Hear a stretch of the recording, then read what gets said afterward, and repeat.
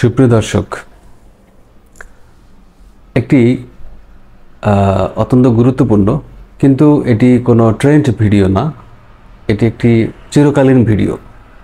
যে আমাদের সমাজে একটি ধারণা প্রচলিত আছে যে বাবার সম্পত্তি যেভাবে ডিসবার্সমেন্ট হয়, মায়ের সম্পত্তিও কি সেভাবে ডিসবার্সমেন্ট হয় কিনা। আমি এটি মুসলিম আইন সম্বন্ধে বলছি। যারা আমার মুসলিম সম্প্রদায়ের দর্শক আছেন তাদের জন্য এই ভিডিওটি। অনেকেই প্রশ্ন করে থাকে বা অনেকেরই ধারণা বাংলাদেশে এবং ভারতে যে মেয়েদের বেলায় মায়ের সম্পত্তিটা একটু ভিন্নভাবে বন্টন হয়। তারা মনে করে যে মায়ের সম্পত্তি মেয়েরা বেশি পাবে, বাপের সম্পত্তিতে যেমন ভাইয়েরা বেশি পায়, কাজেই মায়ের সম্পত্তিতে মেয়েরা বেশি পাবে। এটি হচ্ছে প্রচলিত একটি ভুল ধারণা দর্শক।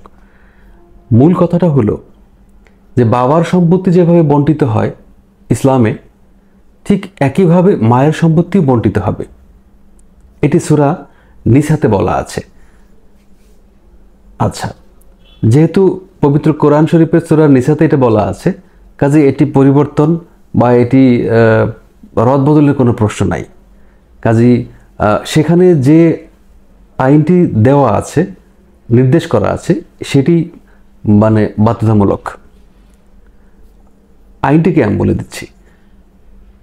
পিতার সম্পত্তি যখন বন্টন হবে, তখন একজন যদি বোন থাকে বা একজন ভাই থাকে, এক বোন এক ভাই, তখন ভাইয়ের অর্ধেক পাবে সেই বোন। ঘুরিয়ে বললে বোনের ডবল পাবে সেই ভাই। আচ্ছা, এটা হলো পিতার সম্পত্তি। এখন যদি ভাই না থাকে, ধরেন এক বোন আছে, একটি কন্যা সন্তান আছে ওই বাবার, আর মা আছে, তাহলে কি হবে? আগে মার ভাগটা দিয়ে দিতে হবে, মাকে 6 ভাগের 1 ভাগ দিয়ে দিতে হবে। বাকি যে অংশটা থাকবে সেখানকার অর্ধেক সম্পত্তি দিয়ে দিতে হবে সেই কন্যাকে। আর যে অবশিষ্ট সম্পত্তি থাকবে সেটি কিন্তু অন্যদিকে চলে যাবে।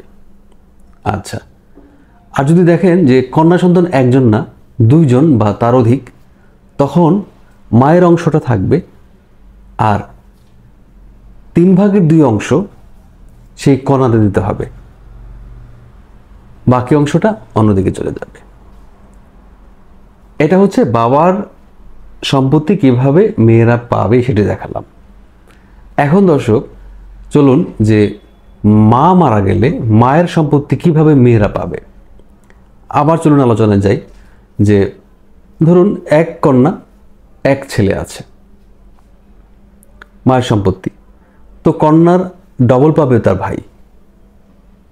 ঘুরে যদি বলি যে ভাইয়ের অর্ধেক পাবে তার বোন, ছেলের সন্তানের অর্ধেক পাবে মেয়ে সন্তান। প্রথম শর্ত। দ্বিতীয় যে কথাটা সেটা হচ্ছে যে ধরুন যে ভাই নেই বা পুত্র সন্তান নেই, একটা মাত্রই মেয়ে আছে, তখন কি হবে? তখন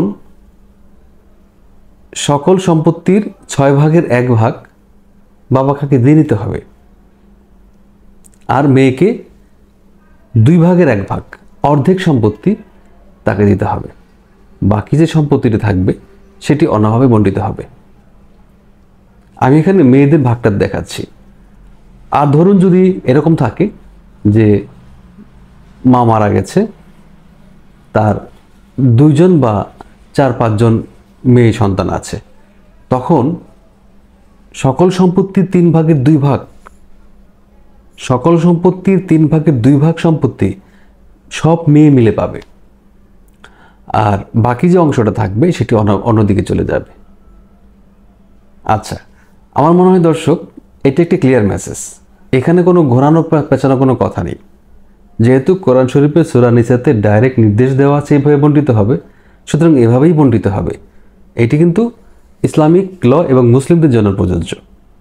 কাজেই বিভ্রান্ত হওয়ার কোনো কারণ নেই, বিভ্রান্ত হওয়ার কোনো প্রশ্নই অবকাশই নেই যে বাবার সম্পত্তি যেভাবে বণ্টিত হয়, বাবার সম্পত্তিতে ছেলেরা বেশি পাবে আর মায়ের সম্পত্তি বণ্টিত হলে মেয়েরা বেশি পাবে। কোনো মানে অজুহাত নেই, কোনো সুযোগ নেই, কারণ এটি কোরআন শরীফের নির্দেশনা। আশা করি, আমার মনে হয় যে এই ভিডিওর মাধ্যমে আপনারা সবাই ক্লিয়ার হয়েছেন। আচ্ছা।